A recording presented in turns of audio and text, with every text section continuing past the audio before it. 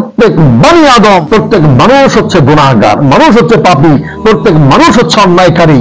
এই পাপিষ্ঠ ব্যক্তিদের মধ্যে হতে, এই গুনাহগার ব্যক্তিদের মধ্যে হতে খায়রুল খাত্তাউন আত-তাওয়াবুন, তারা হচ্ছে উত্তম পাপী, যারা পাপ করার পরে আল্লাহ তাআলার কাছে তওবা করে। জোরে বলেন সুবহানাল্লাহ। তাহলে তওবা করার দরকার আছে না নাই? গুনাহ আমরা করি কি করি না?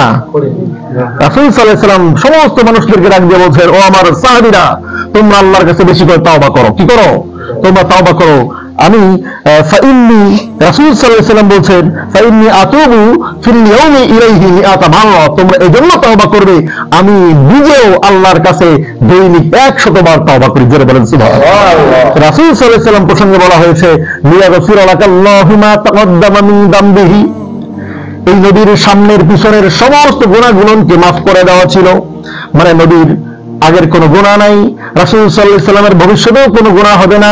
তাহলে যার কোনো গুনাহ নাই, তার প্রসঙ্গে আল্লাহ রাব্বুল আলামিন বলছেন, সেই নবী রাসূল সাল্লাল্লাহু আলাইহি সাল্লাম বলছেন যে আমি নিজেও 100 বার তওবা করি, তোমরাও বেশি বেশি পরিমাণে তওবা করো। তাহলে আমাদের তওবা করবার দরকার আছে না নাই? আমাদের একটা কাজ, একটা সবক আজকের খুতবা থেকে আপনারা মনে রাখবেন, মনে করবেন যে হুজুর আজকে সবক দিয়ে দিছে। আমরা প্রত্যেকদিন সব সময়ে আমরা আস্তাগফিরুল্লাহ আস্তাগফিরুল্লাহ